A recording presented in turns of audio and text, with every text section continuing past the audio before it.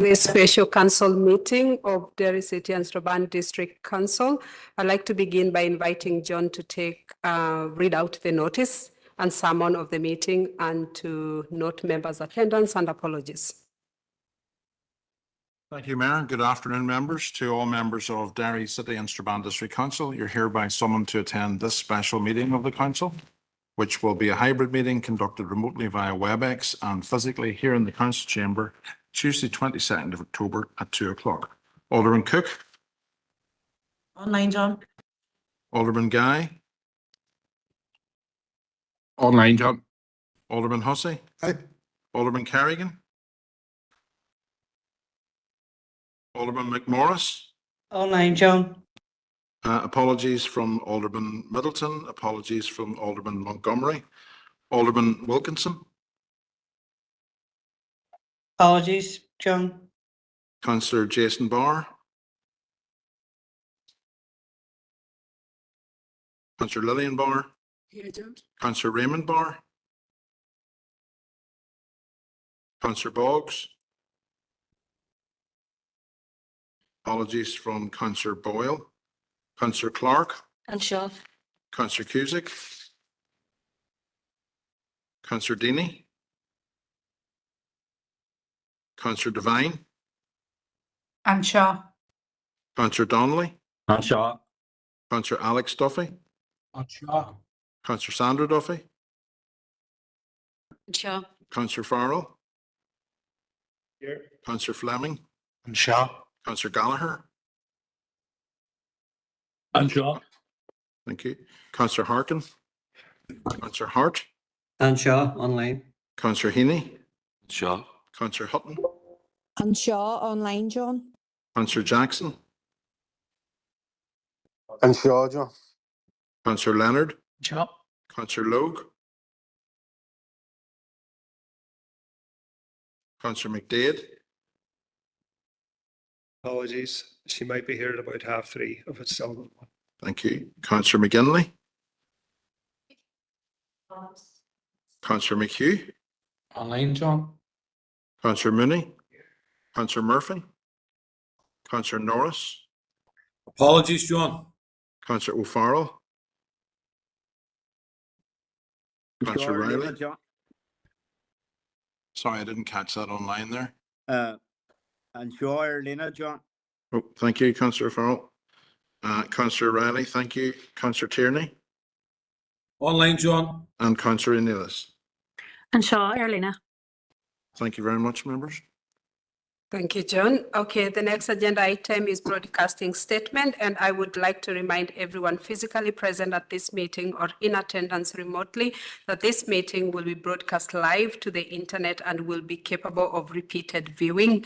This broadcast may be terminated or suspended in accordance with our protocol. Due to your attendance at this meeting, you are consenting to being filmed and to the use and storage of those images for broadcasting or training purposes and for the purposes of keeping historical records and making those records available for the public. Members and approved speakers are reminded to only have their mics and cameras on while speaking at the meeting and to use the chat facility to highlight a request to speak. And a copy of the council privacy notice may be found on the council website. Okay, members, the next agenda item is declaration of members' interest. And please feel free to either put it on the chat or declare now or across the meeting. The next agenda item is chairperson's business. There is no one who has approached me for chairperson business at this particular meeting. But before we get to agenda item 6, let me start by welcoming the members of the task force who are with us here today. It's a pleasure to have everyone here. Stephen Kelly, Chair of the McGee Campus Expansion Task Force, and Alison Wallace, Gavin Killen, and Ethan Davis, together with our own Chief Executive Officer, was also in the task force. I'd also like to acknowledge the presence of representatives from the Department of Economy, Magee Task Force Secretariat, Linda McGuinness and Leo Strawbridge, who are at the public gallery, as well as representatives from the Ulster University Student Union, Rhys Armstrong and Mark Francos. You're all very welcome to our chambers today. And I would also like to take a moment to express this council's deepest condolences to you, Stephen, for the loss of your mother. I know everyone here is aware of it, and I know they all want to say their thoughts and prayers are with you and your family at this very difficult time. And thank you for coming to present to us. Okay, next to agenda item 6, and it is to receive Mr. Stephen Kelly, Chair of Magee Expansion Task Force, and Mrs. Alison Wallace, Magee Expansion Task Force, to represent on the expansion of Derry London Dairy campus on Ulster University Task Force interim report. And I'll now hand over to you to begin. Madam Mayor, thank you very much, and thank you to Council for hosting this special meeting. Very pleased to welcome colleagues from the task force who are on the top table, and as you've said, colleagues from the Secretariat and the Public Gallery. I'll take you through some slides, but I know that the full task force report and slides have been made available to councillors in advance. Next slide, please, Darrell. Wanted to begin with just make it clear for everyone what our purpose is, and our mission is largely been established in the New Decade New Approach Agreement made back in 2020, where the British and Irish governments came together under the NDNA agreement and committed that the executive would bring forward proposals to expand the Magee campus of Ulster University, including a graduate entry medical school. Next slide, please. And the purpose of our report is to begin the work of bringing forward that plan. So we've been tasked specifically with ensuring that we have an action plan delivered in December of this year. And our report is an opportunity to do what reports do, which is to record what we've understood and what people have told us, to establish a new baseline in terms of a collective and transparent knowledge of all stakeholders involved, and to ensure that our interim report provides the basis on which we can develop out that action plan. Next slide, please. But we've gone a bit further. So rather than just simply recording what we've been told, we've actually challenged some of the evidence and assumptions that have been made. And we've delivered almost 30 asks of various bodies, including Ulster University themselves, as well as the Department for Economy, various other departments, British and Irish government, and indeed Derry City and Strabane District Council. Next slide, please. So how have we gone about this? It's a process of co-design, so it's not a report from Ulster University, it's not a report from me, it's a report from all those people involved in this work in terms of the task force. That's the business community, the community and voluntary sector, the trade union movement, Derry City Council, educationalists, and a raft of others. And as we've begun our deliberations and our action planning, we've identified some additional expertise and needs. So we've included and added, since we've been launched, expertise and experience in terms of town planning, but also health workforce planning. So now we have a senior representative from the Department for Health, for instance. Our role is to be independent, objective and transparent, and it's one of the reasons why I'm very pleased to be able to present the report to you today. Next slide, please. In many ways, it's in summary, it's about identifying and understanding, but more particularly addressing the obstacles that we encounter in terms of delivering that NDNA commitment of 10,000 students at the campus. This is a very practical challenge. We were, a number of us here in this room, including councillors, attended an event at Ulster University yesterday with the Derry Chamber and the Hume Foundation. And we were kind of challenged about, well, there's more reports in Stormont's archives than more strategies than anything else. But this is actually something a bit different. This is actually about create an action plan rather than some sort of case for the why. Next slide, please. And when you are challenged with a challenge like this, then I think it's important to kind of look back and actually try to work out, well, why hasn't this been delivered till now?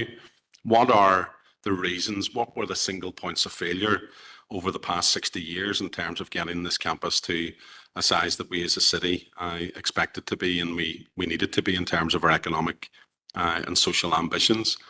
And it was a process of kind of reviewing everything that was written before and identifying those points of weaknesses in terms of delivery. And what we discovered was that in many respects, particularly on Ulster University side, there was a commitment to various targets, but the target and the commitment was only ever held by one single individual, which would have been the Vice-Chancellor. So for us, we very deliberately went about trying to make sure that we put the structures, processes and resources in place in order to ensure that this is delivered this time and it's not owned by a single individual who may decide to change tack, may move on or whatever else.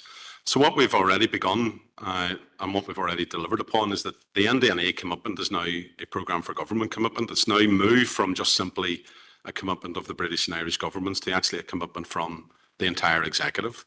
It's baked in terms of Ulster University's strategy, not just in terms of the executive side of the university, but also their governance side. It's in the Department for Economy's business plan, not just for this year, but for the remainder of the current executive period. And it's in the Northern Ireland Investment Strategy, which runs to 2035 and out again to 2050. And there are other ways in which we've got this plan now baked in. Next slide, please, Darryl.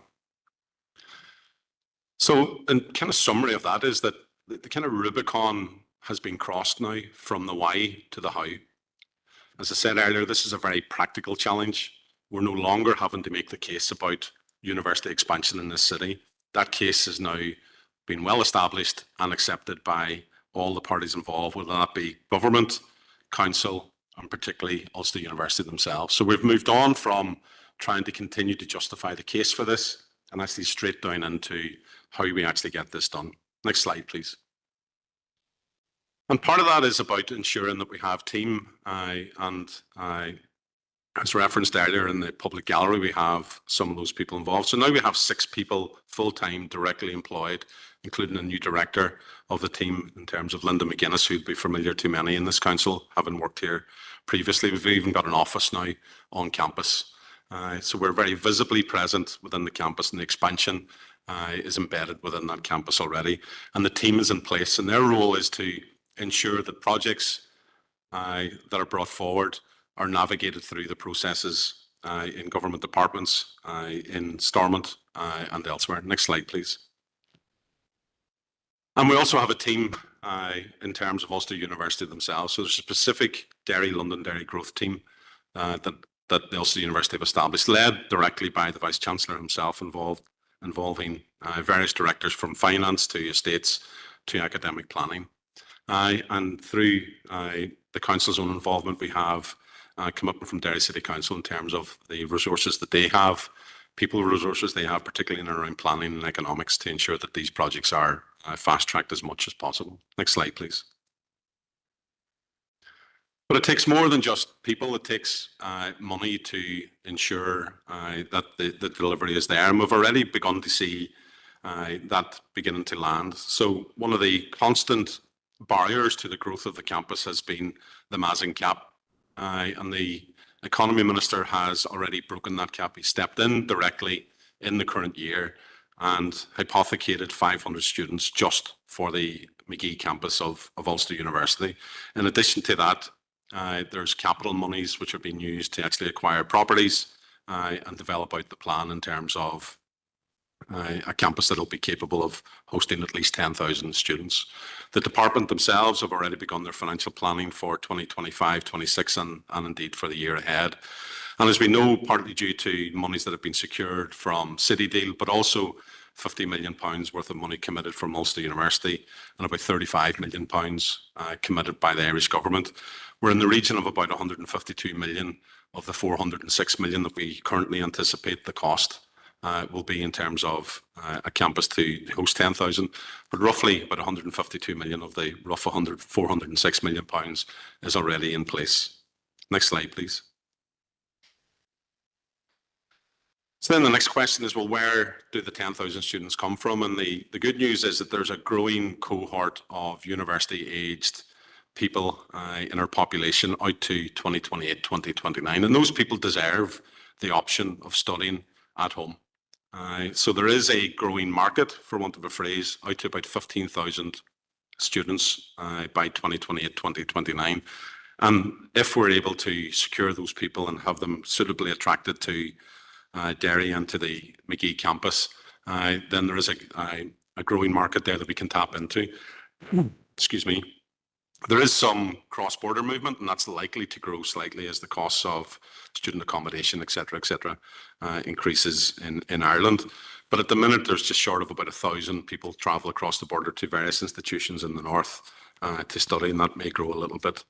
There is a declining amount of international students because the UK's migration regime doesn't provide a suitable platform for universities to grow. And we can see the stresses that that's causing on institutions across the UK at the moment. And Northern Ireland particularly hasn't been really good at all in terms of attracting GB students. So for us, that leads us to two things. One is there's definitely a need to meet that MASN demand. And our encouragement of the Minister is to provide the funding in order to ensure that that MASN cap is expanded. And MASN has already been broken in year, so that should be achievable. And two, an active policy decision to shift more student numbers from Belfast. And if we give an example of that, we had evidence in our most recent meeting from Ulster University, in which there's a census date of the 1st of December where those numbers are all confirmed. But it's their estimate that they conceded potentially 800 students for their Belfast campus this year in order to achieve an additional 300 students for Ulster University's campus in Derry. So that's just a level of the commitment that's been demonstrated by the university themselves to concede that income that would have been from those students in order to drive the growth in terms of the Derry campus itself. Next slide, please.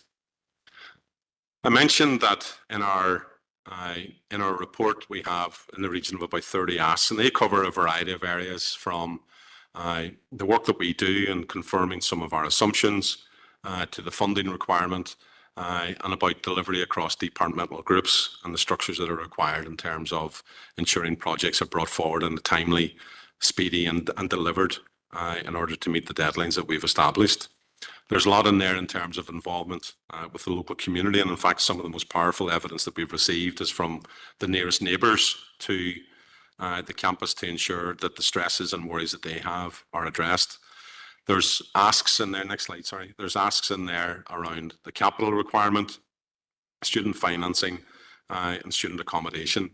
And collectively, what we demonstrate in our asks is we need the demonstrable commitment from a variety of government departments as well as the university themselves in order to ensure that the plan that we have established and we will have published by the end of this year will be delivered in a very active fashion by all those parties involved.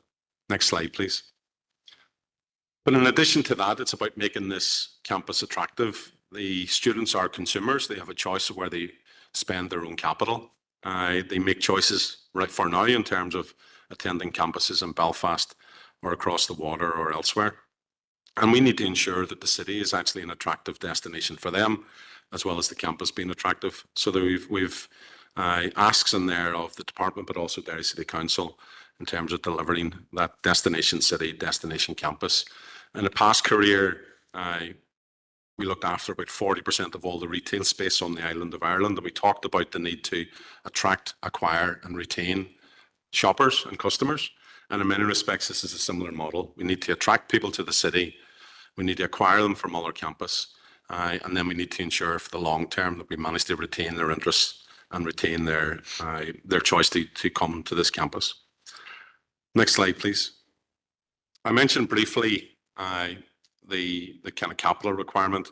It's in the region of about £406 million for teaching, research office support and supporting activities, some of which have already been secured. But we had also identified that the need and the demand for student accommodation is in the region of about 3,600 units that are currently not available.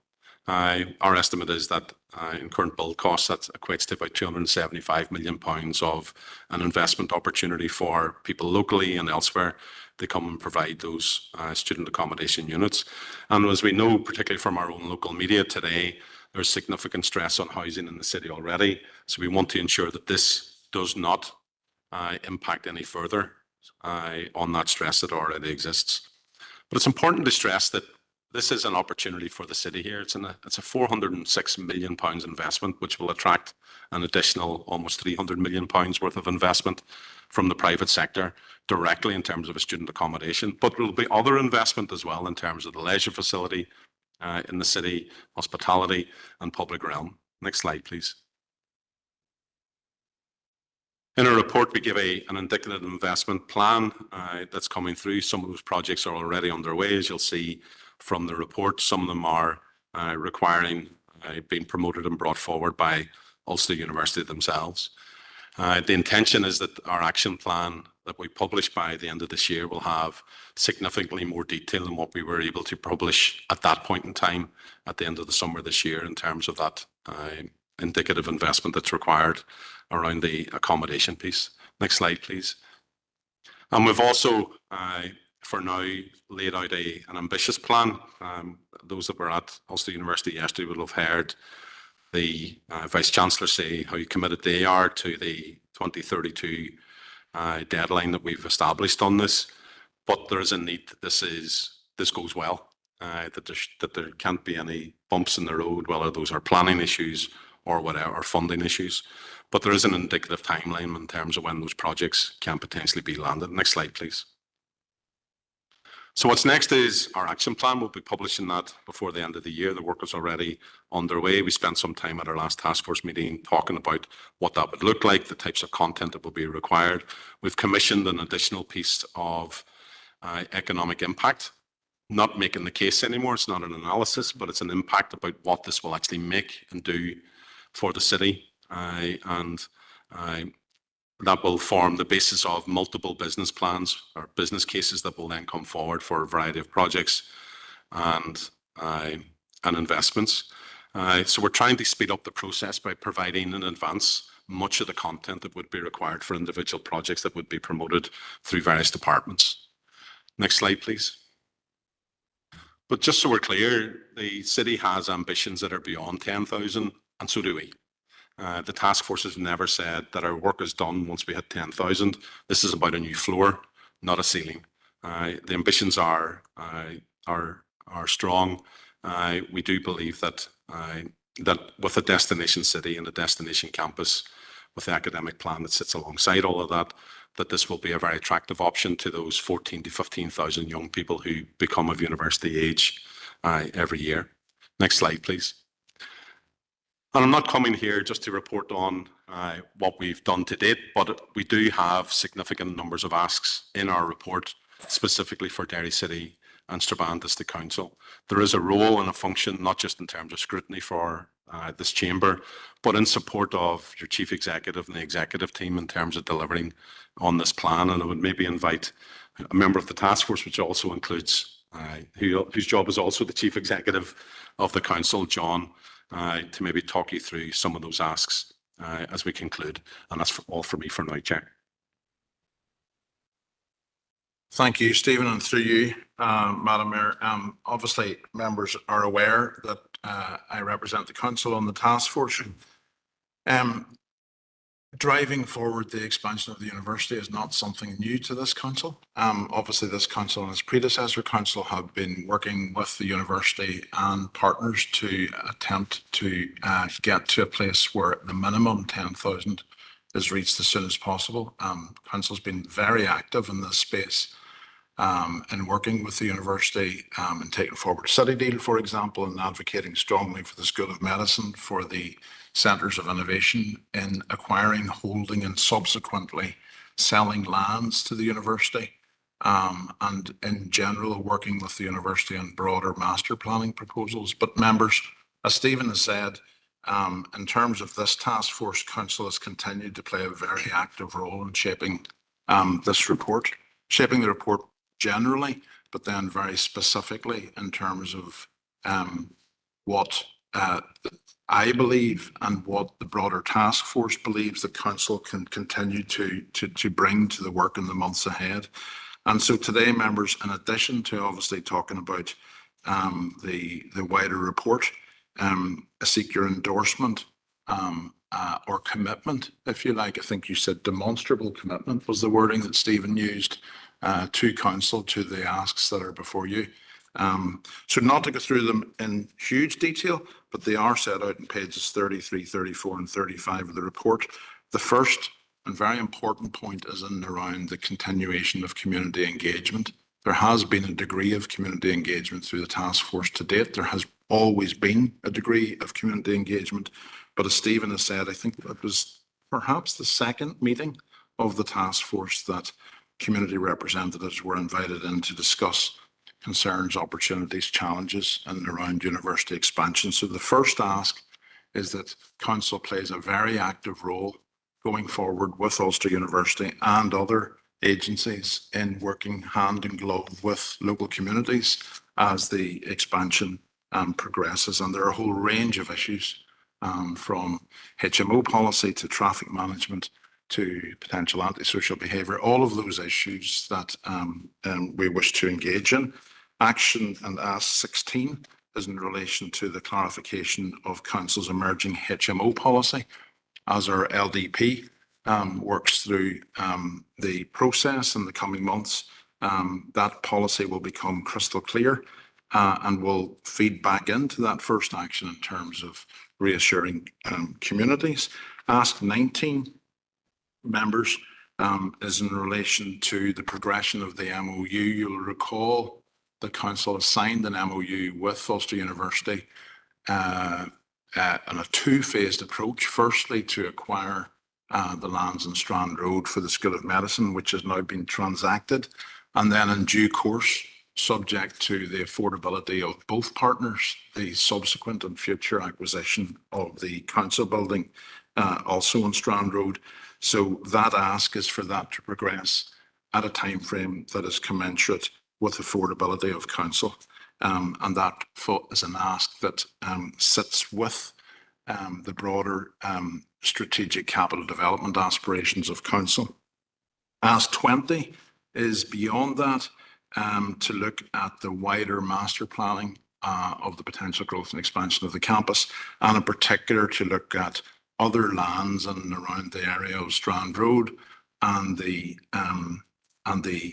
riverfront, principally those that council has an interest in, and whether they can be developed out for the expansion of the university that complements the fairly exciting or very exciting proposals of City Deal in and around the riverfront and Strand Road, and obviously any progress in relation to any of those issues will be brought to the relevant and specific department of council in due course. Ask 21, as Stephen has outlined, is the very important piece of joint work that's required to continuously market the city and district as a destination of choice for students from across the island and beyond. That's not something that council can take forward on its own, certainly something that council wishes to shape and dovetail with our wider plans in terms of tourism and economic development, attractiveness of the city and region. But it's a very, very important piece that we work with other partners to do that. Ask 22, members, is in relation to car parking, traffic management. Again, feeds into the first ask with regard to community development, and for us to continue to work with DFI in particular to look at the whole traffic issues around the Derry and Londonderry campus. But that also fits more broadly into the wider piece of work we're undertaking with DFI with regard to the car parking strategy for the city and district, and indeed the wider transport plan.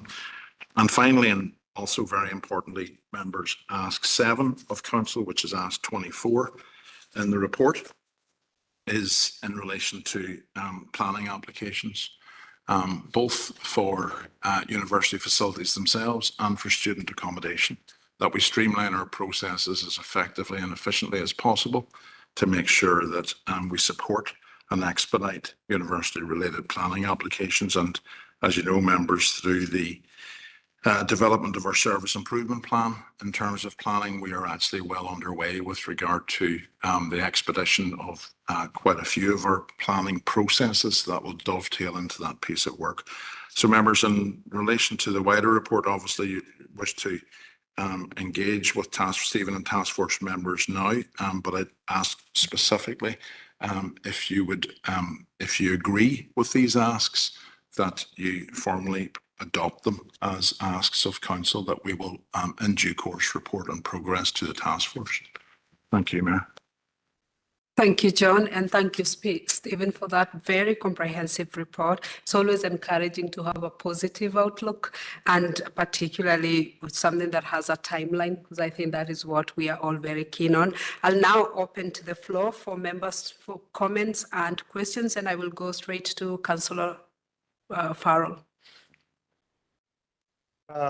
Thank you, Mayor, and thanks to Ethan, Gavin, Stephen, Alison for coming here today. Not forgetting our Chief Executive, who also sits in the task force, John Kelby. So on behalf of the SDLP, we'd like to say thank you for the effort, the dedication, the enthusiasm that you have demonstrated whilst compiling this really comprehensive and really extensive and impressive interim report that provides a pathway to the long-awaited 10,000 students at McGee. This city's been waiting over 60 years. The reasons and rationale for university expansion, they haven't changed over the last 60 years. For Derry to grow and Derry to thrive, we need a bigger university. So hopefully the outcome of this interim report, the outcome of the action plan, is going to lead to delivery on the ground. It's going to lead to 10,000 students at McGee, and that's what everybody in this chamber and in this city and across this council area wants to see as an interim ambition. We want to see more, but 10,000 is the starting point. And, you know, there are cynics across this city, me included sometimes, who would say about false promises, false dawns. We've had the one plan in 2011, which envisaged 9,400 students at McGee by 2020. We didn't have 9,400 in 2020. We don't have 9,400 now. The one plan was included in the programme for government, wasn't delivered. We had New Decade, New Approach 4.5 years ago, which said that expansion proposals, including removal of the Mazen cap or lifting the Mazen cap, would be delivered. That's 4.5 years ago, hasn't happened. But thankfully, the task force is a direct result of that New Decade, New Approach commitment. So this needs to work. And I spoke about cynics, and you know, sometimes I am cynical about McGee expansion. But on other days, I'm optimistic. And I would say today and for the past few months, I've been an optimist about McGee. I think we've witnessed a change in approach and a change in attitude from UU, which is really welcome. We've noticed a change of attitude and approach from DFE, which is, I would imagine, driven by the minister, and I have no issue saying that at all. That's really, really welcome.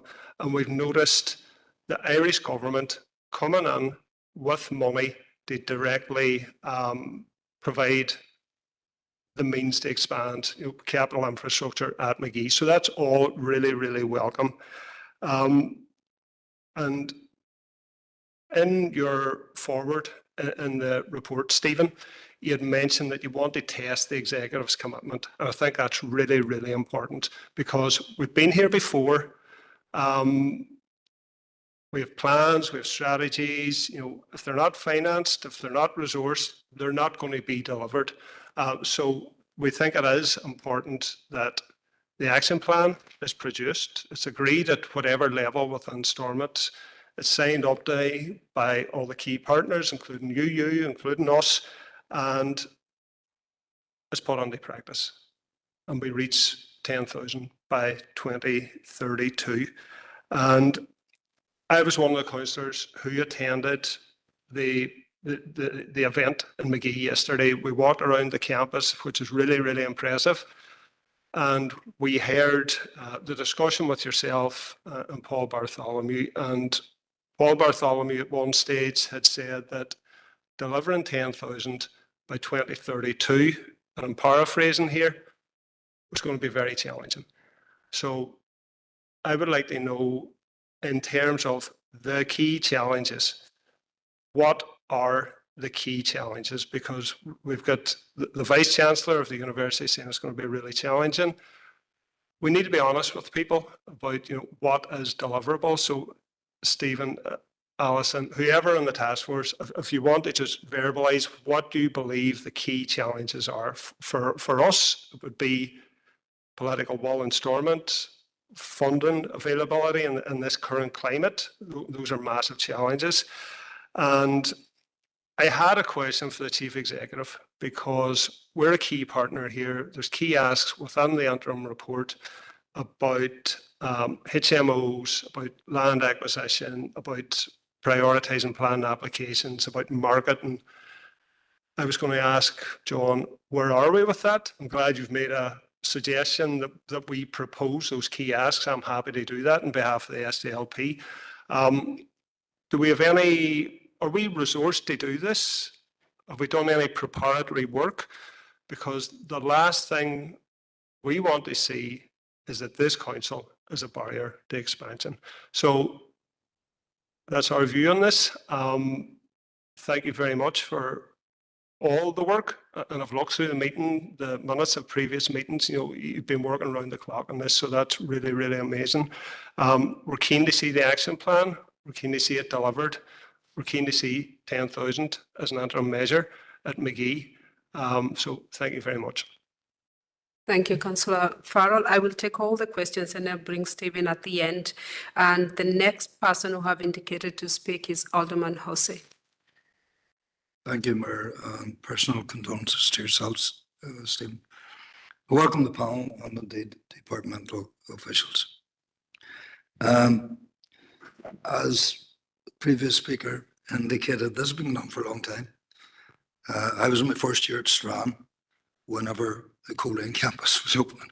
And I remember very clearly the furore around it. But in the meantime, we've seen the tremendous development of Belfast with regard to Jordanstown moving into city centre and all the rest of it. And there's always that concern as to the Magee scenario going forward. I accept what again has been said, that there appears now to be that commitment going forward. But I'm seeking clarification. Is that Ulster University commitment, or is that Ulster University Magee commitment to moving forward? The reason, and one of the things I'm looking at is Dr. Farray and Dr. Carson have established the Ulster University Strategic Policy Unit, and this is about strategic development of Ulster University. So I sort of said to myself, well, why aren't Dr. Farray and Dr. Carson actually here? And would, in your opinion, would it be useful that they were here if they are taking forward strategic policy for Ulster University? And I'm talking about the entire body. So it's seeking confirmation that this is Ulster University. It's not just Magee pushing on its own, and maybe pushing it against issues internally. I don't know. But I would certainly hope that we are looking at a new phase, a new approach from the university, not just the Magee element of the university. I welcome all that's in that report.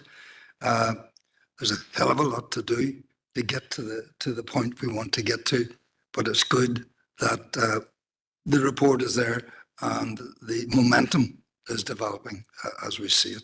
Thank you, Mayor. Thank you, Alderman. We'll go back to Councillor Harkin. Thank you, Mayor, for letting me in, and welcome to the task force, and thank you for your work. And Stephen, condolences from me and People Before Profit on the passing of your mother. And thank you for coming in here today, given that it was so recent. And thanks for the detailed interim report as well. And I know there's a tremendous amount of work that's going into this, and that is to be welcomed. I look forward more to the action report that's coming out in December. So this is a discussion on the way to that, and I think we'll be able to judge this better come December in terms of where we are. And a number of us were at a Good Relations event on Friday morning at the Waterfoot Hotel, and it's where students, lower sixth and upper sixth students, come for a debate and to talk to the counsellors. And one of the questions this year, and it's asked every year by the moderator, is can you see yourself in Derry in 10 years' time? And unfortunately, 83% of the students said no. And this is the legacy that is connected to the discussion about an expanded university. It's not just a university, but the university is one of the central issues that's connected to the lack of infrastructure that people see as a legacy of discrimination going back, as you know, many, many, many decades. So there's a lot riding on what the council is doing and what the task force is doing, what others are doing in terms of seeing McGee expanded. And there's a number of things that you mentioned there, which I really agree with. I mean, for far too long, it's been up to the Chancellor or up to the University Board to decide what to do. And I was shocked myself when I was informed that there was no government direction that was applicable. And I think it is good right now that there is government direction. And I think that this is what's making people more hopeful that we will see delivery, because there's been, as has been mentioned, many, many false dawns when it's come to delivery. So that government direction's crucial. And I think that that should have happened a long time ago. I also think that, look, ministers can change, and then, you know, good work that is done can be pedalled back. So that's why I think, and we've had this discussion in the council about an independent oversight body, and I think that this is something that the task force should look at some point. But this has to be, you know, an expanded McGee University has to be government policy in an ongoing way. So one question I had for you was a couple of things here. One is just, so it's in the document that's about Ulster University funding, which is, it says it's going to be 50 million. My understanding, and you can correct me if this is wrong, but that's going to be over 10 years possibly. I'm just curious about what the university itself is actually willing to put in. And my understanding is that the university invested 7 million over the last 10 years. So these are statistics that don't look, in my opinion, great in terms of the commitment of Ulster University to see an expanded McGee. I know that lots of people, including people at McGee here, are working very hard to see McGee expanded, but this is about the overall organisation. And I'm sure people read about, you know, recently, because it was discussed that Ulster University is paying somewhere in the region of £6.3 million a year. Yearly, that's just to pay back the loan for the new Belfast campus, which is a lot of money. And how does that compare in terms of the actual investment in the Derry? And this is important because it speaks, I think, to the university's own commitment, and because everybody is kind of having to push the university in that direction. The second one is about community engagement, and I'm glad that the task force has taken on board what I would call community concerns. And I think community concerns are, it's not just about, you know, HMOs, it's about congestion, it's about, you know, carbon emissions if there's more cars, it's about, and it's not all a negative perception about students. I think it's about, because I welcome students here. I think the vast majority of people want to welcome students into the city. But there are all these questions, and the way I look at it is, if we're going to have an expanded university, that has to benefit students. It has to meet student aspirations. It should benefit the economy in the abstract sense in terms of what it can do as a driver. but it has to benefit everybody in the city. So people's lives and the infrastructure people see around them and the amenities that are available to them should actually improve as well. And I think right now there's a perception that like there's a negative impact on the communities, particularly around the university, because there's more congestion. There's fears of further congestion. There's fears about what impact it'll have on public services. So I think that that is something I think is critical from the council's point of view, from the task force point of view, and from the university, because the university wants to be a member of the community and not just an educational facility.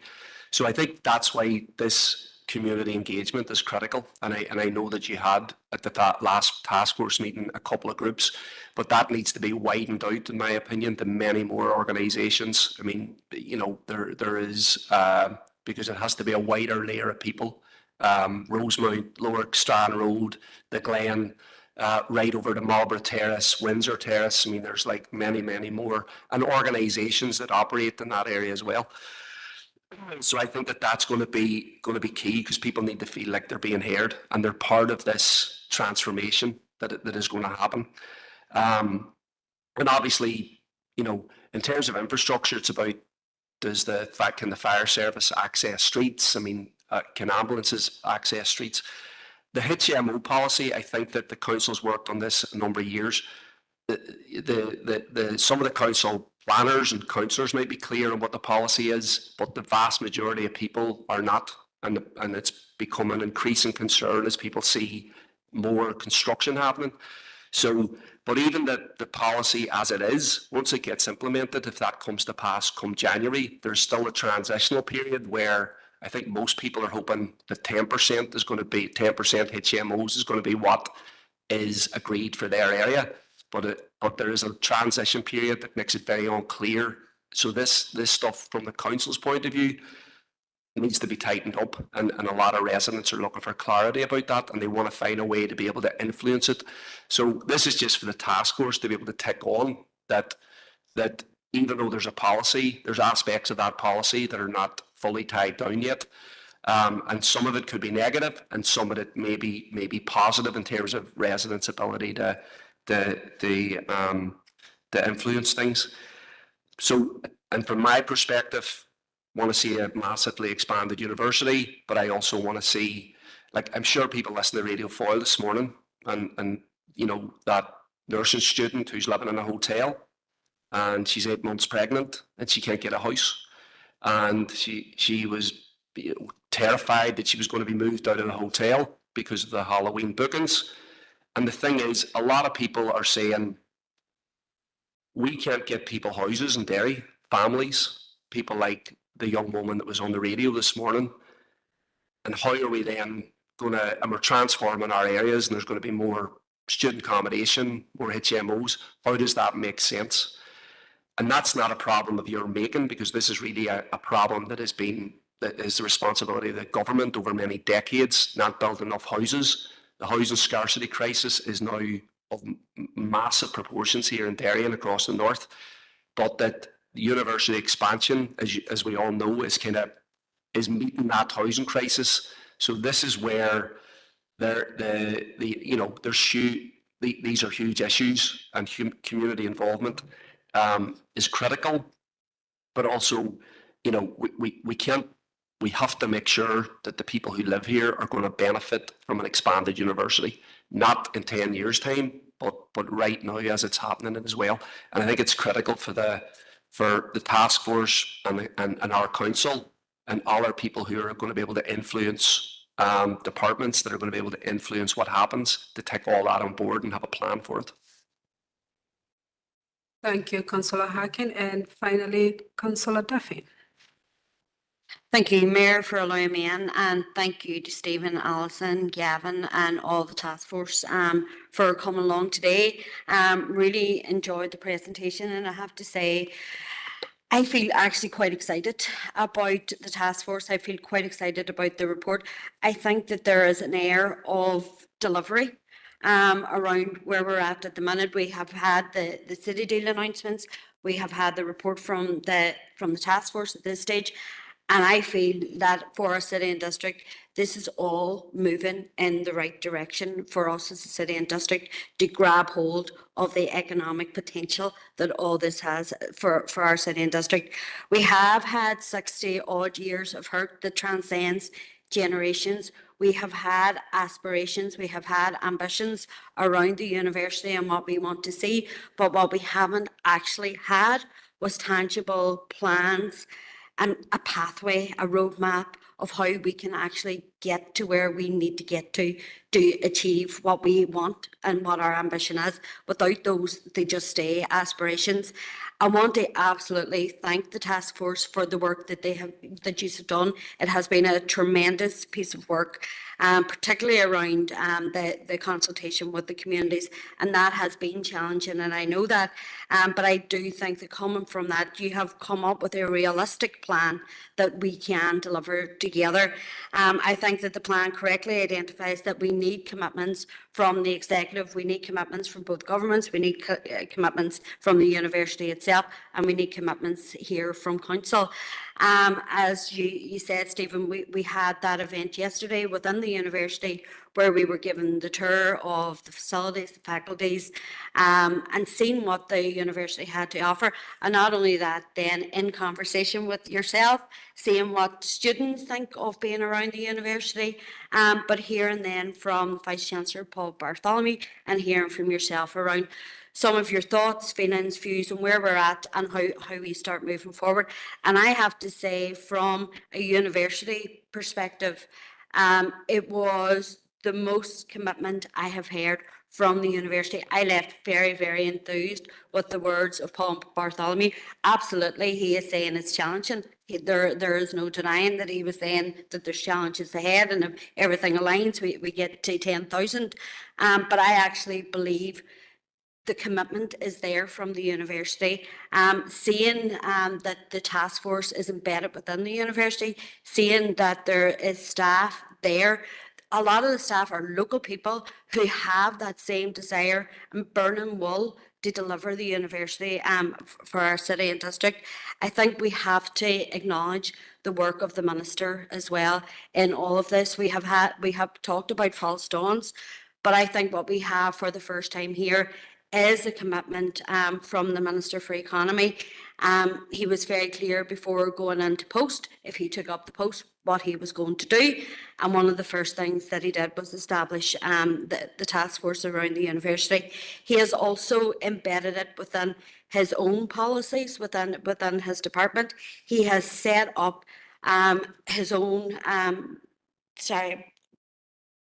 dedicated division, want to get the wording right, dedicated division within the department around the delivery of the university. So I believe that we talk about regional balance, we talk about wanting to deliver, but what we're seeing now is a minister in place that actually wants to deliver. We had the First Minister here a number of weeks ago who again spoke about the commitment of government for the delivery of the university. Yesterday, Stephen, you did talk about making it sticky.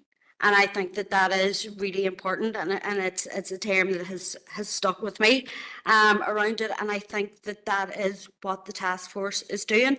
That is what the department is doing, is making sure that we embed this right across government, right across every plan that there is, and right across every deliverable that we have, that we ensure that the university is at the heart of that and how we move things forward. I just took a note of, this is the new floor, not the ceiling. I did like that as well. But yesterday you also talked about making sure that this is a destination campus.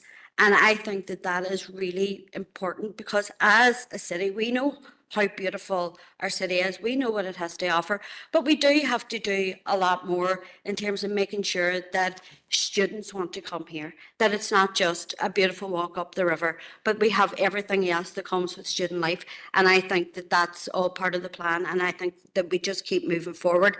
I think around the asks around council, Councillor Farrell has proposed that. I am happy to second that. I think that as a council, we have always demonstrated our commitment to the university and trying to move things forward.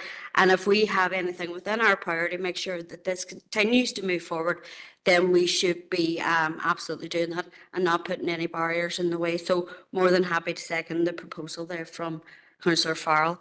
But thank yous for coming. I don't have questions. I have hope for the future. So thank yous very much. Thank you very much, Councillor Duffy. Can I check if Councillor Gallagher is looking to come in online?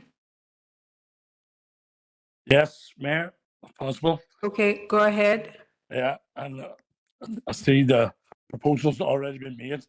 I was just going to ask the question, you know, with this ask from council, will this ask be conditional? And what I mean by that is, and all speakers have already said, you know, there's been false dawns. There's been 60 years, what people would say has been failure. And this proposal is coming with a big ask from council. But from council's point of view, before we sign up to anything, will it be conditional based on that history? Thank you. Thank you, Councillor Gallagher. Okay, Stephen, over to you. Thanks, Mayor, and thanks for colleagues, your colleagues around the council chamber for their contributions and their support. A couple of things I suppose to say in general, and then I'll get down into some of the specific questions and invite colleagues to contribute also. You're absolutely right, and it's been reflected on, and even in terms of the final question there about conditionality. You always begin with trying to understand why it's failed in the past. And it's failed in the past because it's been owned by too few people, and it's never been bedded right down, and the roots have never got down into every part of government, whatever policies we can find, et cetera, et cetera, et cetera. So that's been a really critical part of what we've done, and we've demonstrated that in terms of programme for government, departmental, strategic and action planning and financial planning, the investment strategy, et cetera, et cetera, et cetera. We have some more things that we want to make sure this is embedded into. And if your council colleagues had other suggestions about plans or parts of government that we need to make sure that this is included in, we're very open to having those. It is about trying to make this as sticky as we possibly can. We're established for 3 years. The current executive runs out at the same period in time. There will be another executive beyond that point. And as what's been demonstrated in the past, whether it's been vice chancellors or particularly ministers as well, ministers make their own decisions. And that leads to the kind of comments upon independent scrutiny, et cetera, et cetera, et cetera. And I did follow the presentation that Professor McKenna from the RIA gave to the council, I think it was last week or the week before. And he was clear that the purpose of that would be to advise the minister. So we effectively just end up in the same place. So whilst that may have value, it's not here or now. And from our perspective, we're in the here now. So we need to do what we've been asked to do and get it done as quickly as we possibly can. And there's other ways to make this as sticky as possible in the absence of any of that independent oversight or otherwise. Councillor Farrell asked about false promises, false dawns. We've seen all of those as well, and it's been at the forefront of what we've been trying to do to make sure that that does not happen again, that we finally get on and make this happen. You referenced the Massing cap. Well, that's already been broken.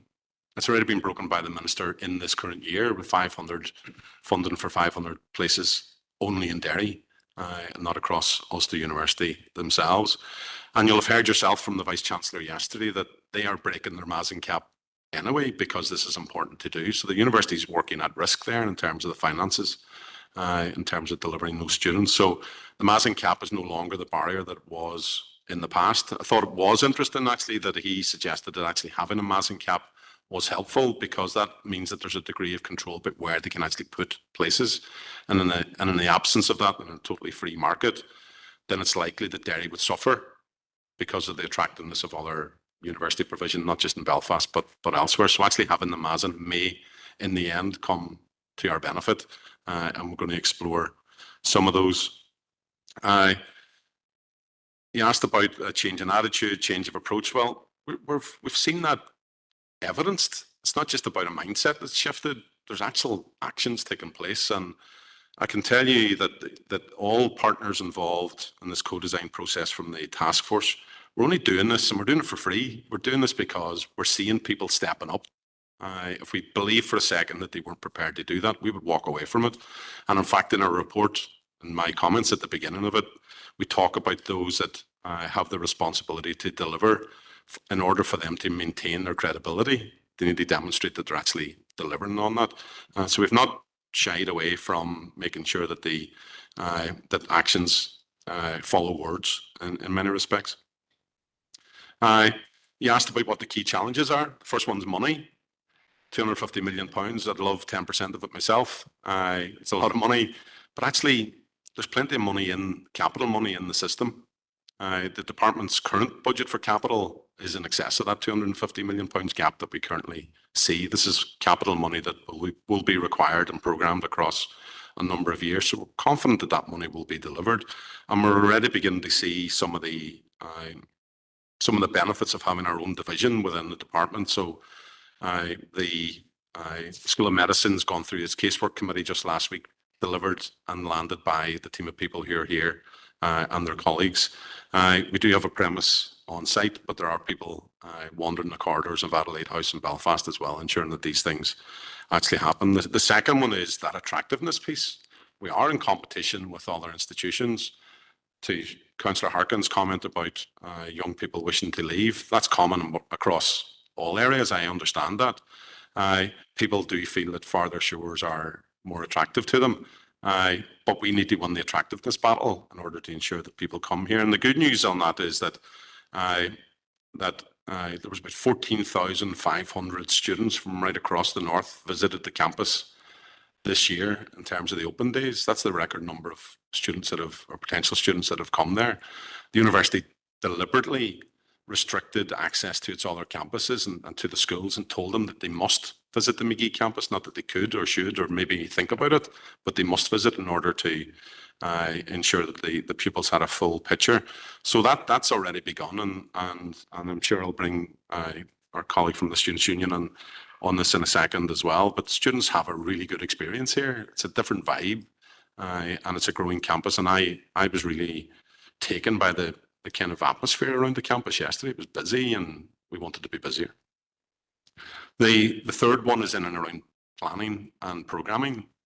This is a live campus. There's acts of parliament, I believe, on some of the trees that are even on campus. In order to make things happen on there, you need to do things in order that doesn't disrupt the students that are currently on the campus. So there will be a programming element, and there's a planning problem across the north that we need to overcome, including issues with NI water, etc., etc., etc. I do know that the first purpose-built student accommodation planning application that's come in immediately had an objection from NI water, and we were on that straight away. So we're already engaged with NI water. It's a private sector development, but we need to see these things delivered. So we have NI water coming along to our task force to see, well, what are you going to do about this? The point is just objecting to things unless you're prepared to do something about it. We had the senior team from the Department of Infrastructure with us last month, and we're specifically honing in on the water issue next month. And then the last comment just about those challenges is you can begin to see from our report and our presentation, even the presence of the people involved here today, this is a multiple agency, multiple disciplinary process that's required. It's easy to say we demand 10,000 students, we demand 20,000, 25,000 students. It's a lot harder to actually make it happen. You can see how multifaceted a problem this is. Which is why the community is involved, the student population themselves are involved, the trade unions in terms of staff, etc., etc., etc. So keeping all of those people focused on pointing in the one direction will be a key challenge going forward for us. Alderman Hussey's question in terms of is this a UU commitment or just the kind of few people around Magee? It's absolutely Ulster University commitment. This is part of their strategy about people, place and planet, I think it is, the strategy. But it's adopted by the University Council as well as the senior management team in terms of the strategy for the university. They have already conceded potentially 800 students for their Belfast campus in order to deliver 300 additional students to the Derry campus this year. I think that's a level of commitment that that we're pleased to see demonstrated, as much as that may be a financial pain to them. I think it's really important that that's there. You asked about the strategic policy unit. My understanding is that just like the Ulster Economic Policy Centre, that's a consultancy business within the university. They're not doing the strategy for the university. It's a service, a paid for service that government departments and others can procure, just like any other consultancy. So I don't believe their role is actually to specifically look at the strategy for the university themselves. But I do know that I think there's a proposal coming forward to council tomorrow to invite them to come and explain what's going on. But those that are familiar with the Ulster University Economic Policy Centre will know how they engage with government. Councillor Harkin's questions and comments. Ulster University so far, I think it's important to say so far, have committed £50 million. Some of that's demonstrated in the interim report that we've established. They also make it clear that the financial challenge of running multiple campuses comes at a cost that has to this point not been funded. And we have suggestions about how that could be done. And I understand the department are looking at that. That will free up additional monies for them to invest in capital. But they're also investing in people and in programs. There's additional courses on campus this year. There's new academics in around physics and maths that are coming along. They've already announced some programs that are going to be launched from next year. They'll be advertising to next year's cohort of inputted students that will come to the campus, new programs once again. So we're beginning to see that all 4 faculties model is beginning to be placed out. So it's more than just the capital investment. There's the ongoing recurrent revenue commitment that they're providing for this. But if there are continued concerns about their financial viability as an institution, and we've asked for them to demonstrate that to us as a task force as well, I would certainly, I'm sure they would happily accept an invitation to come here, but explaining their university finances. I think it's partly science and partly art that probably best quizzing them directly on that. I wanted to invite, before coming back in again, my colleague Alison to talk about that community engagement piece, because it has been at the fore of what we've been doing. Councillor Harkin, as Stephen says, it's really at the fore. It's nearly one of the first presentations that we did was from representatives from that Outer West area. And I have to say, you know, I've been involved in, as a community worker, in many co-design processes, and this one has been one of the most robust and positive. We have really listened to what those communities had to say, and as part of the asks, you will see that we have clearly said that we want to formalise a robust community engagement strategy and a robust community engagement procedures. And that's something that will happen immediately. And you'll see that when the action plan comes out as well. So it is. And it's not about just us coming to present something or the university coming to present something. It's about listening to those voices. So those voices shape whatever plans coming forward will look like. I am not one for just presenting stuff and listening to people's comments about it. They have to shape what's coming, as you say, so then they have ownership of anything that's coming.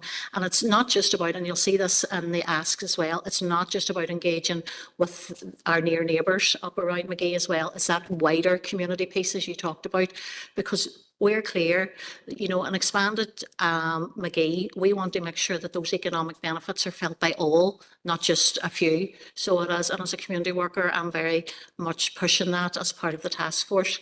And you'll see one of the asks from the department is looking at how we can expand our you know, pathways and the education as well. I have asked specifically for that to be looked at as well, because again, because of the educational attainment levels here in the city, we want to make sure everybody can access all the opportunities that comes of an expanded Magee. So be assured that the community engagement piece will be extremely robust as we move forward.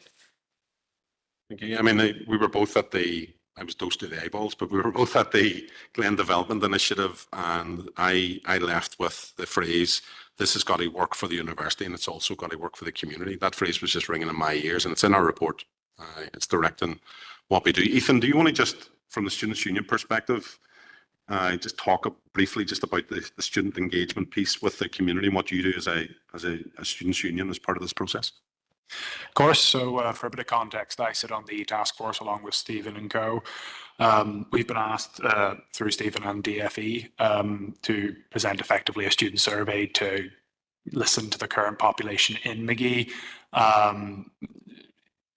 Where I can't remember what the exact number was when I last checked. I believe that was on Friday, and it wasn't exactly a fabulous number, to be completely honest, but we are hoping through Rhys Armstrong, our VP for Magee, and Conor Hagan, our VP for Sport and Wellbeing, who's also based in Magee, along with staff and UU support to get that number well above the previous number, which was, if I recall, around 180. We're looking to get that a fair bit higher to ensure that we understand the current student population's needs, so that we're then able to further address the shortcomings that's currently affecting them, to ensure we're not effectively just doubling the problems by doubling the student population. And credit where credit is due to Stephen. He has taken our feedback on board and then some. I think there's only one question we submitted that was just asked for a little clarity on. All of the questions that we submitted for that survey were taken through. And as a personal commitment, I am having to substantially scale back the amount of meetings I'm in, and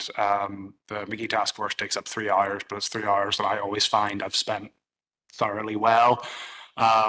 It's a great opportunity for the City of Derry, and just as I'm the students' elected representative here, as the elected representatives of the City of Derry, it's incredibly important to have your support on this, and thank you for having me today generally.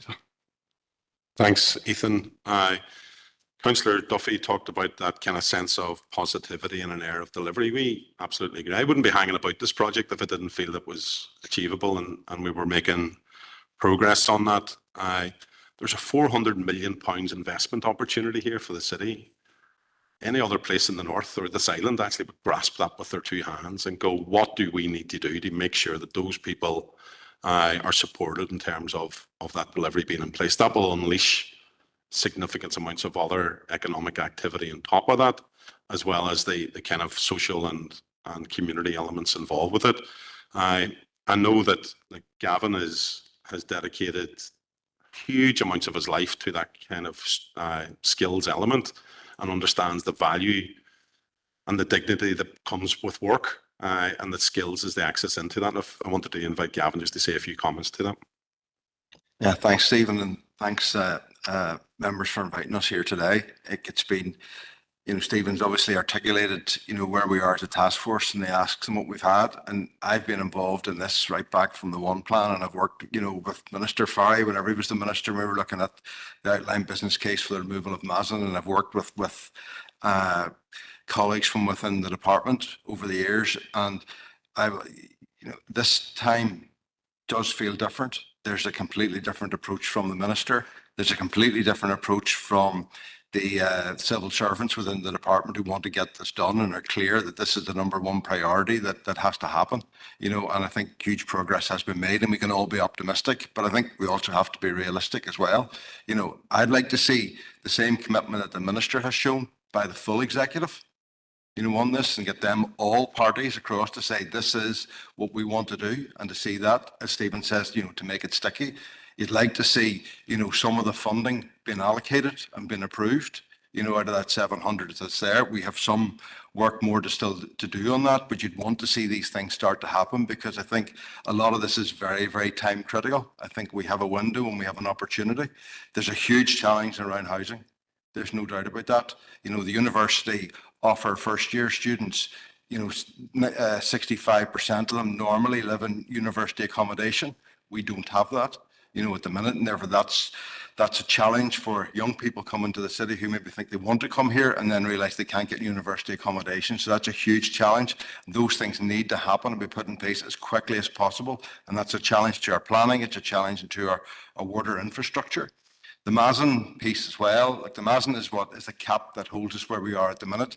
There's a fundamental policy piece that needs to be redone, where the minister can release, 100 here and 100 there. That's not going to get us to the 10,000. The university can get to 7,200, but beyond that, it needs intervention, and there needs to be a fundamental review of that MASN policy, and it needs to be targeted MASN only released to McGee, which means that will prevent other institutions not growing. So any growth only happens in McGee. So those things need to happen, but those things could happen very quickly, and they could be done, and we need to see those things happen, very quickly.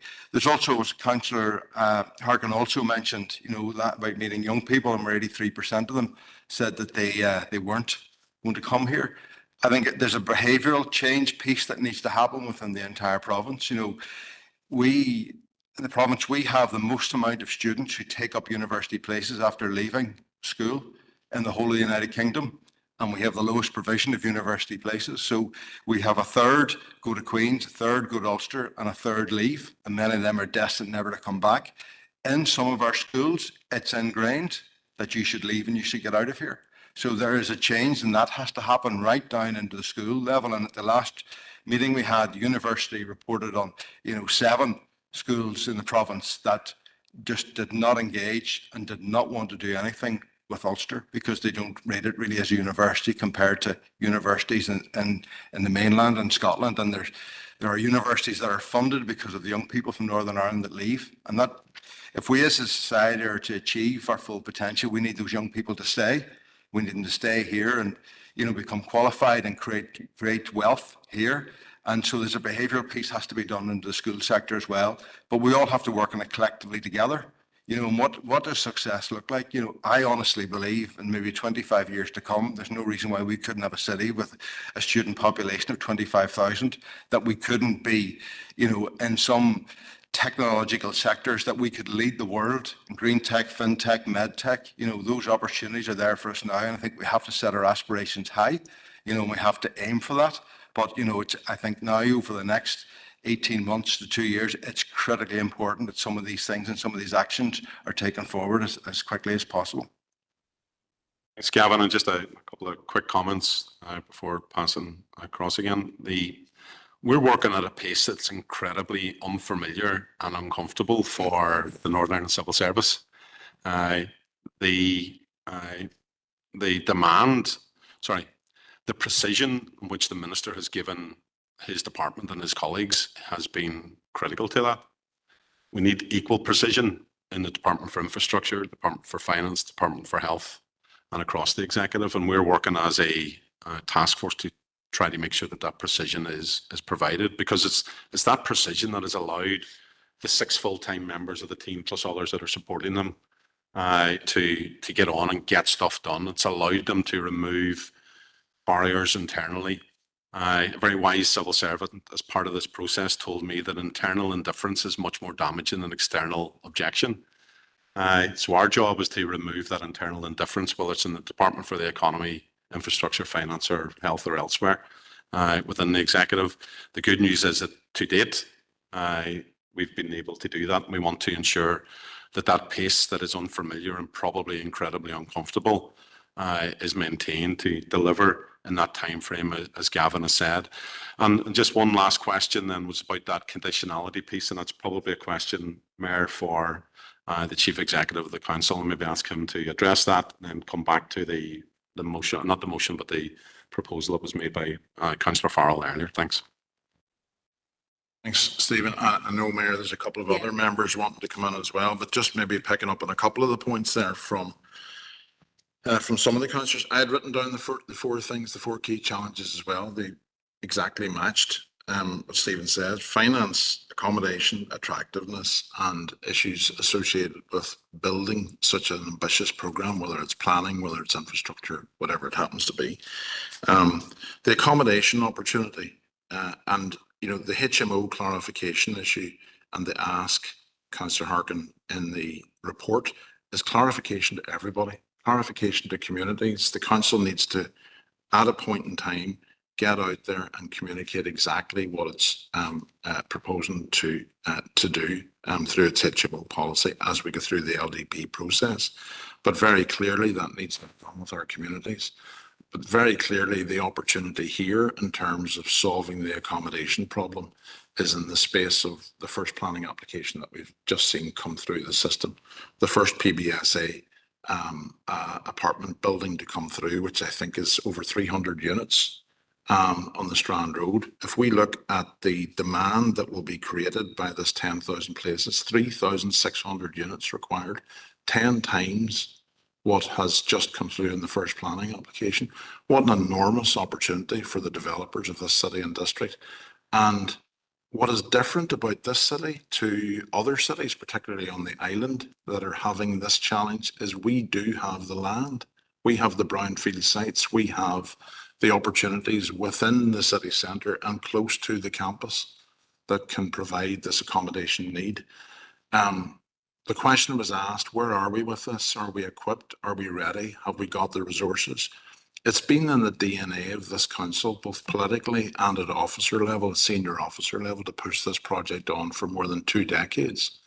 Since this council was established in 2015, it was our primary goal within the strategic growth plan. Stephen, at one point during the process, asked for an organogram of the team within council that would be delivering this.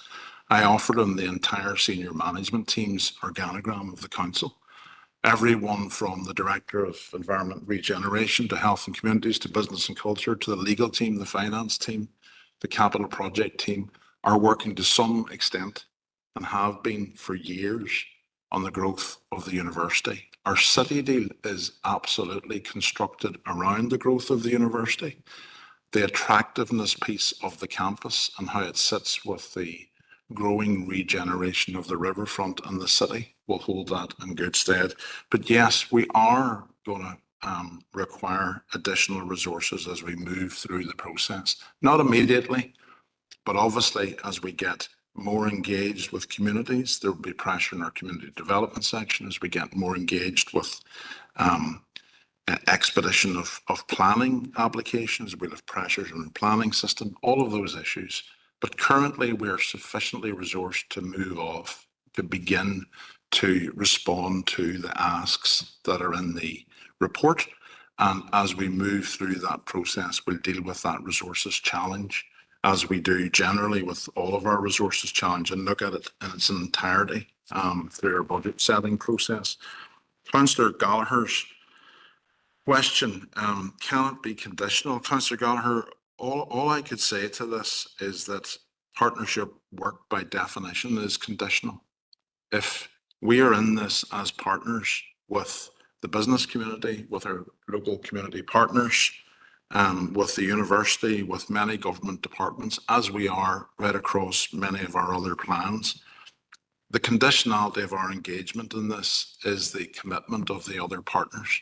If the other partners aren't playing their part in delivering these asks, I would suggest that's where our commitment to our asks would be questionable. But at this stage, as Stephen said, there has been wholehearted and absolute sea change, as far as I can see, in terms of the approach to this project. I mean, Gavin was very heavily involved with council back in 2015 when the original business case for the lifting of the Mazen cap was set out and paid for by this council at the time. And it was a very, very difficult challenge to find a voice within central government that would listen to the articulation of the demands within that business case. We're in completely opposite territory now. So the conditionality of the asks, I would suggest, is directly proportional to the efforts and commitments of other partners. So I hope, members, I've answered the questions you've asked me specifically in that, and I think, Mayor, there are other members looking to come in. Yeah. Okay, members, we do have Alderman McMorris looking to come in. Thank you, Mayor, and thank you for letting me in. I'd just like to put on record my thanks to everybody on the panel today for what is a really comprehensive presentation. It's great to hear the enthusiasm about the expansion of McGee, and there certainly seems to be a lot of positivity around it.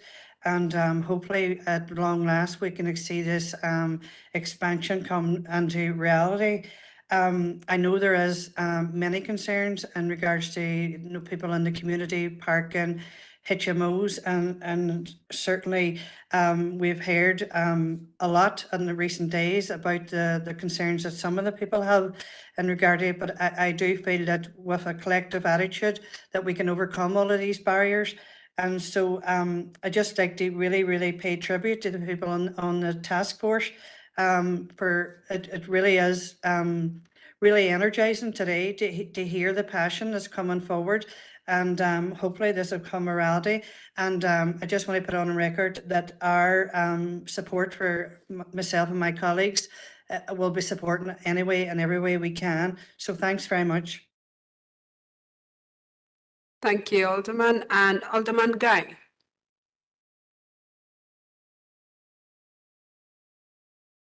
Thank you, Alderman Guy. Mayor, for letting me in.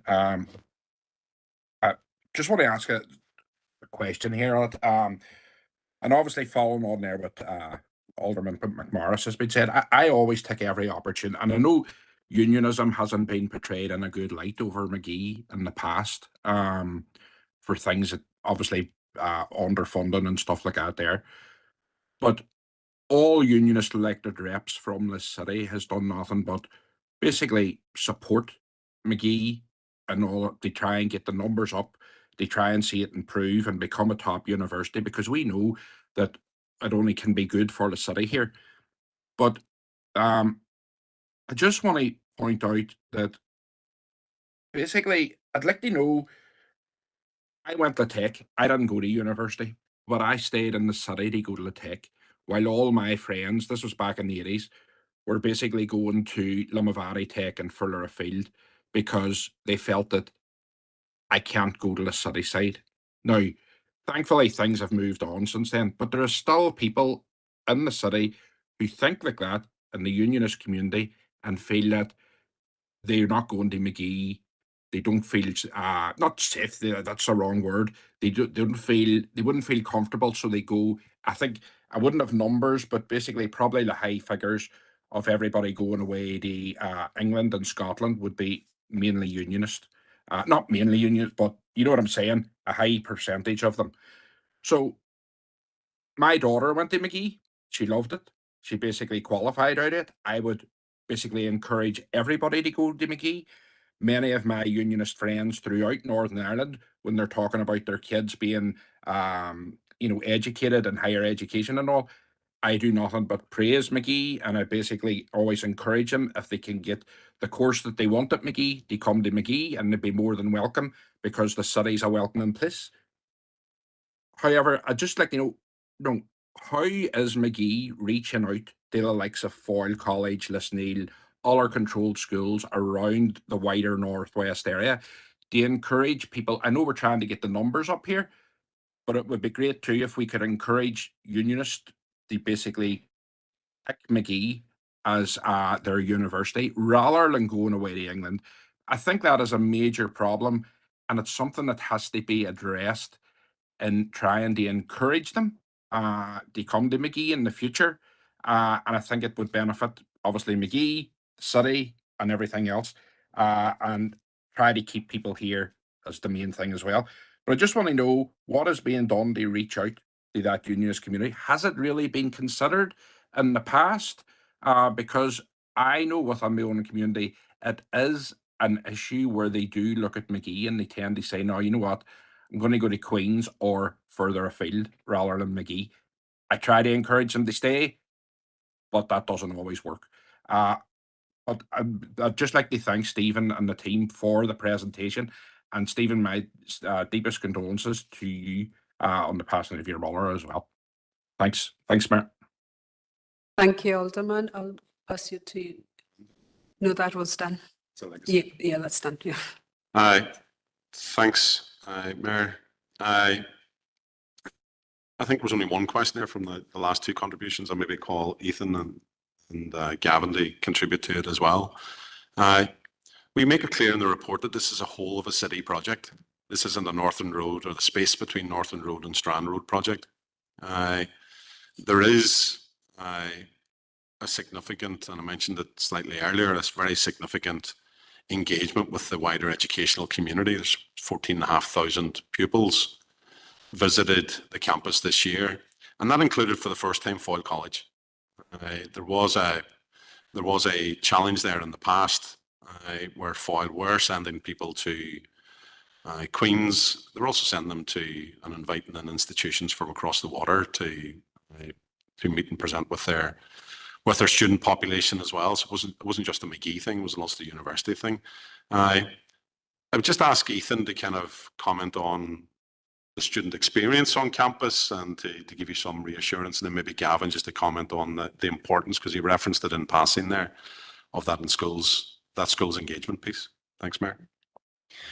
Yeah, so specifically in McGee, we've over, if I recall correctly, and I can check the numbers later on and clarify with council if I'm wrong, but we've currently 30 plus active sports teams on McGee campus, as well as over 30 or 27 or 30 active societies on campus, which range from an engineering society to, I believe, a Taylor Swift music society. I wish it was a tribute band. That'd be very interesting. The varieties there, as are the numbers. We were continuously growing in that regard, and every student I've talked to on campus, and I can't lie for the life of me, has said that they're so glad they came to Derry. The piece from moving from students from Belfast to the McGee campus, especially for how many were originally planning to go to Belfast, and ended up coming to Derry and commenting on how inexpensive the nightlife is in comparison. It's been very reassuring going forward, though, that the Students' Union fully intends to, again, with the greater increase in students, fully intend to increase our services. And part of that is, of course, hopefully, as more students show up, the more students that want to go, well, Belfast is a boxing club, I want a boxing club. Those students can make their own clubs and their own societies. And we've seen a huge increase in that drive to increase and to create their own societies. So much so now that I genuinely can't keep up, and it's my job to.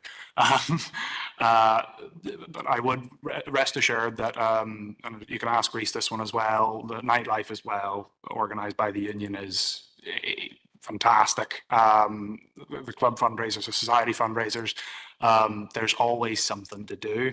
And this extends not only from alcohol, but also coffee mornings, running clubs, you name it, you probably will find it in McGee. And if you can't find it in McGee, you can find it up in Coleraine. And then it's just a case of copying that format and then putting it into the Derry context. So I hope that alleviates any of those concerns or worries. Yeah, so the university have an active school engagement team that are out in all of the schools across the entire province, and they work very, very proactively with all the schools. There are a couple, of the larger Belfast-based schools that they do struggle with, but that's not to say that they don't continue to work on that, and they do that. I suppose for me, probably whenever we always, over the years, looking at McGee, if they did get increased numbers, would people want to come? And the decision by the university to move the allied health courses here, was, which is generally a very oversubscribed group of courses. People who wanted to become physiotherapists, radiographers, podiatrists will go wherever those courses were. But the university saw no drop in the standard of qualification and no drop in the applications. So it sort of proved to us that McGee is an attractive place that people will go to it. I suppose this year, as Stephen mentioned earlier on, the 800 students who didn't make their grade to get the courses in Belfast were offered alternative courses in McGee. 300 of them took them up, so there were 500 that didn't choose to come here. Part of that could have been because of the accommodation issue, you know, and part of those have maybe gone across the water. It is something that, you know, the senior leadership team within the university are aware of it. They know they have to change those attitudes and behaviours that we've had here for, you know, going back, you know, for the troubles, you know, young people have been encouraged to go away, you know, where the narrative is beginning to change, they're continuing to work on it. And I think once there's courses that are of a good standard that young people want to go and study, I think people will continue to come here. But there's, the university aren't underestimating the job of work that they have to do, and they continue to work very hard on that. Thanks, Gavin and Mayor. And just kind of, if there's no other questions, just a couple of closing remarks from myself. Oh, there's something. Sorry, Mayor. Okay, members. Before I bring in Councillor Harkin, we do have an amendment to the proposal, so I may ask that the amendment is screened for every member to be able to see that. And I was going to be asking for members to endorse the previous proposal that was proposed and seconded by members. So could I ask that that is screened there for every member to see that? And then Councillor Harkin, please. Thank you, Mayor. And yeah, just quickly in response to some of the stuff that came up there. Look, thank you, Ethan, for being here today. It's good to see the student union as part of this as well, and it's great to get a kind of perspective from the student unions. And I hope that you would be willing, or other people that are part of the officer board would be willing to go out and talk to community groups as well and residents groups, because I think that engagement, direct engagement, will be very, very useful. And it's very positive to hear as well that so many students have come and looked at the campus. That is really, really good news, very positive. And we want to get to that position where every person in the city and district is proud of the university and is kind of rallying for it. Couple of things. Look, I suppose I think an independent oversight body is critical going forward. The task force is 3 years. I don't know what will happen next, but I just think that this is more of a long-term accountability for education right across the north that would attempt to hold not just one department and one minister accountable, but the entire government. And I think that that's what we have to have in a kind of going forward. And I think that's why it'll be key. I think we should take up the proposal that we invite in Ulster University for a discussion about their financial viability at some point, because I think that's very, very key to this. And look, in terms of what our CEO was saying, John, in terms of the urgency of trying to address the multitude of planning issues that are going to come about as a result of an expanded university, that I agree with that. There has to be absolute urgency from Ulster University, from government, from the council, and obviously the task force is driving that forward. That's its job. But I think we want to see the same urgency when it comes to actually meeting the housing need in the district. And we've been kind of shouting about that now for quite a while, that there is a housing crisis in Derry, in the north. And we heard it very explicitly this morning on the radio. How can somebody that's 8 months pregnant, that is a nursing student, be stuck in a hotel and being kicked out of her room? So we need the same urgency from council, from government, and it's not Ulster University's responsibility, but that's the environment that this is happening in. So that urgency about planning for moving things forward for the university has to also happen for housing, for people who are families and individuals that can't get a house. Because we've seen what happened in Belfast in terms of the riots, we've seen what happened in the south, and we do not want a repeat of that. Because people who are in communities feel like they're being neglected and not being heard.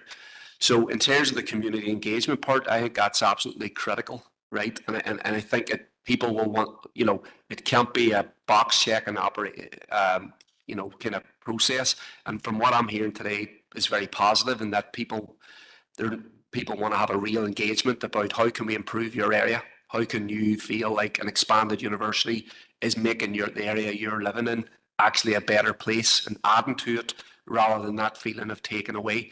So I think that there's a lot there, you know, to do.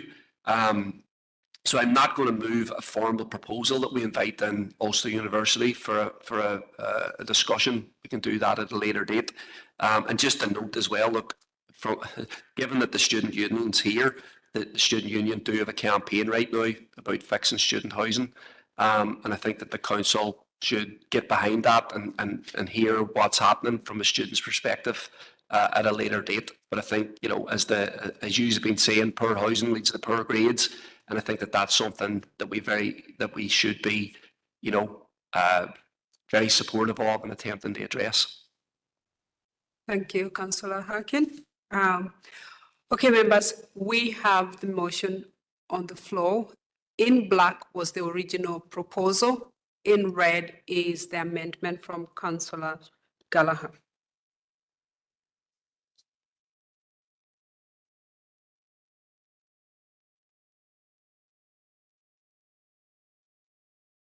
And there is also a seconder for that amendment.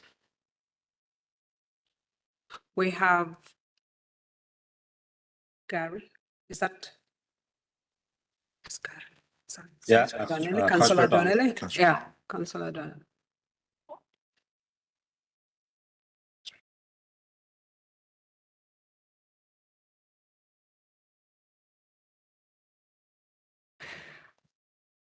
Are members content with the amendment, or do we have any contributions?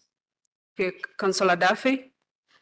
Mayor, thank you for allowing me in. I don't see the value in the amendment, to be honest. I was trying to get it on my screen here because I have said this numerous times. I am visually impaired. I am legally partially sighted. And when these type of pop-up proposals come through, I can't see them. And I think that's putting myself at a disadvantage. And I have said it numerous times. So if people do want to provide amendments to proposals, I would welcome that they share them with me. So without having seen it properly, I would say the proposal that we put to the floor in terms of the asks around the task force are clear. They are the asks of council. We should be supporting those. We should not be putting barriers in the way of what the task force is trying to achieve. We have a clear commitment here from council that we want to see the university expanded. We have a clear commitment from council within our growth plan. We have a clear commitment that this is the direction of travel. So in terms of this amendment, I don't even know what it means. So Sinn Féin will not be supporting it. Councillor Duffy, do we have any other views on the floor? Councillor Harkin? Yeah, thank you, Mayor. Look, I take Councillor Duffy's concerns and issue with being able to properly assess a proposal on the screen, because I think if anyone has sight issues, it's a serious issue. But I think that in addition to that, a lot of people have raised questions or raised issues about being able to properly assess it. So my solution that I would propose, because it's going to be the case that people are going to put forward proposals, your party does it, and I would defend anybody's right to do it, whether it's a short one or a longer one, is that there has to be a way for that to be sent out to everybody's iPad or computer so they can look at it directly during the meeting. That seems to me something that can be easily done, because otherwise we're saying you can't make a proposal other than a verbal one, and then the request is you have to write it down and send it up anyway. So I think we have to look at that, but that on the merit of the proposal, I don't think it takes anything away. Look, I think that a lot is at stake here, and I think there's a lot of players involved, and that it's not, the task force is doing a lot of things, the council's doing a lot of things, but there's going to be, a lot is required from Stormont to make this happen, and I think that a lot of people are not sure, and the university, to make it happen, and a lot of people are not sure about whether or not they will actually come through. I think there's a lot riding on it. People want to see an expanded university as soon as possible, but there is a lot riding. So I do think we have to make sure that there is, we as a council are trying to hold Ulster University accountable in a way that they've never properly acted on, and the same is true for Stormont. So that's why, for me, I think this is a fine thing to endorse. Thanks. Thank you, Councillor Harkin, and I do take your point. I think when it comes to amendment of motion, we do need to allow that to happen. It's procedure here, so we will amend, make sure that every member receive via email if that is what is required. Councillor Farrell. Thanks, Mayor. In terms of Councillor Duffy's comments about getting prior notice about amendments, in an ideal world that would work, but it's a very fluid situation in here at times. So I think everybody should aim to share amendments well in advance, but sometimes that's just not possible.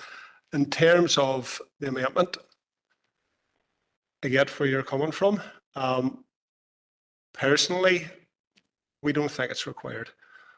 What we want to see coming from this meeting today is that Council is fully supportive, fully invested, and fully committed to the actions within the interim report. We are keen to see the action plan whenever it's produced in December, January. The wording of this could tie us into doing nothing if one specific element of that report is not delivered. I don't think we want to see that. I think we need to be open-minded. We cannot be a barrier to 10,000 students at McGee. For example, there's a number of asks. If, for example, the Department for Economy did not deliver on one particular ask that had a sort of minute impact on the overall package, does that mean we could say, we're not doing X, Y, or Z? I don't think that would be wise. I don't think it'd be prudent. Therefore, we're sticking to the original proposal. Thank you. Thank you, Councillor Farrell. We do have Councillor Donnelly online. Chair, and I'd like to thank for the presentation today. First of all, regarding the amendment and Councillor Duffy, I don't think anyone should be at any type of disadvantage when it comes to having the debates or having the full information. But I think that Council needs to work something out around this, because during debates, ideas will come up, people will change their opinion, and that's just natural. But nobody should be at any type of disadvantage, and I think Council officers should try and get a way around that or deal with that issue. Regards the amendment here, look, I get where this is coming from, and I think it's to protect Council and Council assets and finances and that, and it's not surprising that some people, there's this train of thought that's been outlined earlier that, we've had so many false dawns, we've had so many commitments in the past, and by and large, a lot of them they haven't come to fruition. And I think what this amendment is trying to do is put in place like a safety net in order to protect the interests of Council. So happy to second it and support the amendment. Thank you. Thank you, members. Okay, we do have differing views, so I'm going to take a vote. Mayor, could I come in? I had my hand up there. Councillor Gallagher? Yeah, thank you, Mayor. Mayor, look, I'm bringing this forward, and in today's presentation, we've heard quite a number of speakers use the phrase making it as sticky as possible. And we're a partner in this if we pick forward these asks. Therefore, I think that it is Council's duty to also make it as sticky as possible with other partners. Should that include Stormont, the university, or whoever? That it's kind of be a one-way street, and that's what and it shouldn't be. There's a lot of asks that have been asked of Council, and if we're committing them, there should be a contingent in place. It's only prudent on behalf of Council. Therefore, I think that we should be supporting this motion. Thank you, Councillor Gallagher. Okay, we'll move to the vote on the amendment. Thank you. Thank you, Mayor. On the amendment then, members, Alderman Cook. Alderman Cook. Alderman Guy. Alderman Guy. Members, can you hear me online okay? Could yeah, I can, but could I ask a question on it? Because I couldn't get through there. I was having a bit of an issue.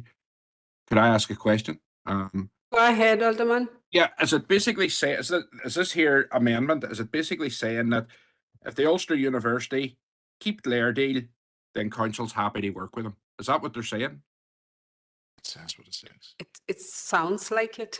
Yeah. Well, then we're happy enough to support it. Yeah. So can I try that again? Alderman Cook. Alderman Guy. Yeah, happy to support. Yeah. Alderman Hussey. Left. Alderman Carrigan. Alderman McMorris. Or Councillor Lillian-Bauer. Against. Councillor Clark. Neil. Councillor Devine. Neil. Councillor Donnelly. For. Councillor Alex Duffy.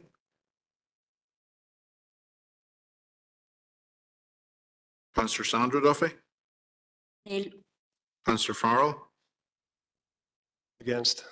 Councillor Fleming. Neil. Councillor Gallagher. For. Councillor Harkin. For. Councillor Hart. Neil. Councillor Heaney. Neil. Councillor Hutton. Neil. Councillor Jackson. Councillor Leonard. Neil. Councillor McHugh. Neil. Councillor Mooney.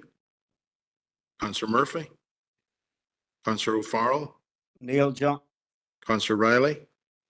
Councillor Tierney. Councillor Anelis. Neil. Thank you, members. John, sorry, Patricia Logue here.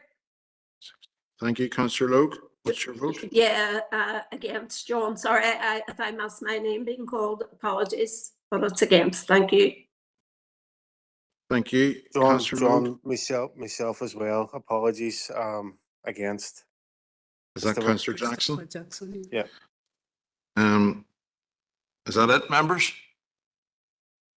Yeah. So, Mayor, I've recorded 18 against and 5 for, so the amendment falls. Thank you, members. Okay, now we have a substantial motion on the floor. Can I ask if the outcome will be the same, or are we all endorsing this? Anyone online against the proposal? Mayor, can I abstain, please? Yes, Councillor Gallagher. Same for me, Mayor. Same for you. Yeah, Councillor Donnelly. 2 abstentions. 2 abstention. Is that confirmed now? Okay, members, thank you very much. The motion. 21 for, 2 abstentions, no, nobody against. So 21 for and 2 abstentions. And nobody against, so the motion passed. Thank you very much, members, for coming this evening. Thanks, Mayor. Just 1 second. I'll just get Stephen to summarize. Yeah, thanks, Mayor. And I particularly want to thank Council for its unwavering support for this project. I really particularly want to thank Council for that endorsement in terms of that motion.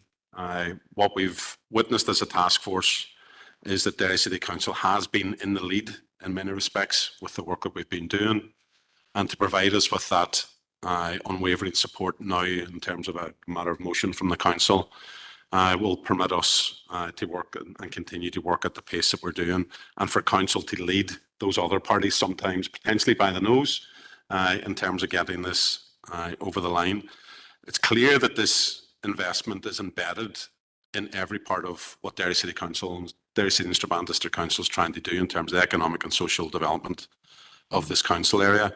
And that's not to be undermined or devalued in any way, because council have been really at the forefront of getting us to where we are today, and will get us to the where we plan to get to in the future. We won't be producing a task force final action plan in January. We'll be producing it in December. I'll give you that commitment today, Councillor Harkin. It's in our terms of reference. We are working at a pace in order to deliver on that. And on the basis of that, we'd very much welcome the opportunity to return to council and to brief you on what that action plan means. Thank you, Mayor. Thank you very much, Stephen. And can I just thank everybody for coming today, particularly our speakers and presenters today. Thank you very, very much. That was a very comprehensive report, and we look forward to welcoming you back again in December. Thank you.